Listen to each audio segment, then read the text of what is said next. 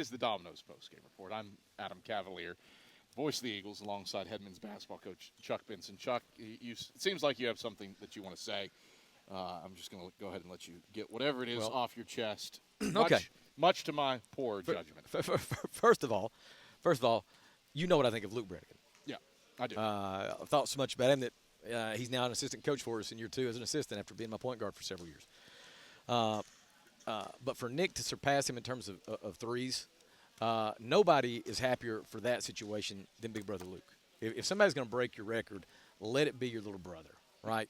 That they'll always have this neat little thing about having played together here and won a ring together here and are both in the 1,000-point club back to back. So there's a lot of cool things, but I'm sure Luke is cool with it. Just his brother surpassing him, and again, as good as Luke was, let's just be honest.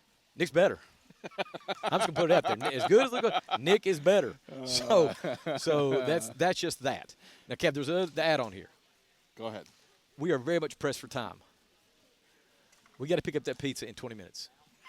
So you got the large Italian sub. I got the large Syrian pie. We agreed we would share. I didn't say I would share mine. You presumed I would share mine. I'm going to trade. It's a bartering system. I'm going to give you some of my Syrian pie. You give me a little bit. We got to make this a quickie, because there is. You got a piping hot pie. There's 100 to 110 inches of waste between you and I, and we're just ready to expand that. I am fearful that you can't do math with that mark. Okay, sorry, Kev. I had to get all that off my chest. What do you got? That just means I'm going to talk for the next 19 minutes. We still got Braden. Big Braden Illick had starting with a triple-double today. We'll get him under 2. Let's first focus on Nick. He keyed that 12-3 run. This was a slog for a while, especially at the end of the first half. But mercy did you pick up business offensively. Shoot 73% from the field after halftime. That 12-3 run headlined by an Illick and one, and then the 3 Brennigan threes. What allowed that to be the separator? They defend really, really well. I like what Coach Allen is doing up here with his defense. They make it hard to score. And you said, like, the first half was not that we played bad the first half. We couldn't find as many good shots and opportunities. I thought the second half it loosened up. Everybody was feeling a little bit more comfortable, and we thought we saw some opportunities. I thought Luke did a good job with a couple of key calls there. And we were able to capitalize during that stretch. But again, our players are really, really committed to working and being prepared and capable when opportunities come. And you see, it's one thing to get open, it's another thing to make it.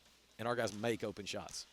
Did it at a high volume, and that leads to a career-high 9-assist day for Braden Illick, a career-high 17-point night, and a career-high 4-block day for your transfer out of East Tennessee State. Break down the job that he did, especially after halftime. He was productive all game long from a distribution, a stat sheet stuffer kind of night, but all 17 of his points come in the second half. Well, the truth of the matter is, Braden,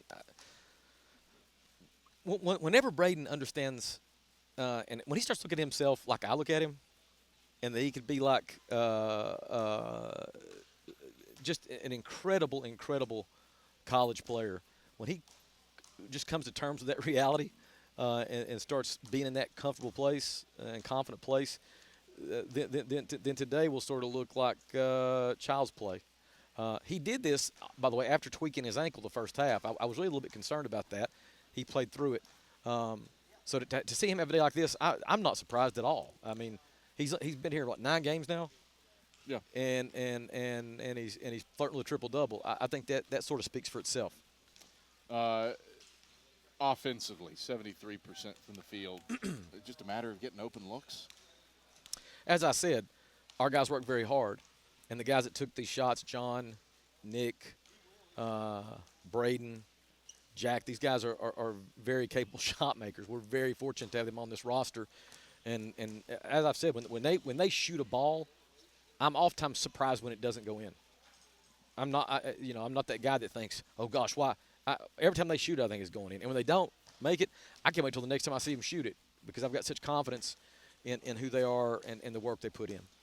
Turn your attention first, in your case, to a Cajun turkey. No, to a Syrian pizza. Oh no. Then you're getting way out in head. I was jumping ahead to your next Yeah. game. Yes. Sorry, Syrian pizza that we're going to be late for because I'm going to talk to Braden for 16 minutes.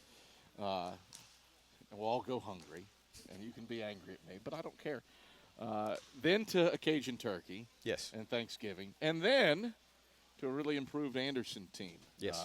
Who's only got one loss on the season. What do you have to do to improve upon this one? You go into a tough place to play in the Electric City at the Abney Center. Right now, according to the data, they're the best defense team in our league. So we've really got to be efficient and accurate with our execution.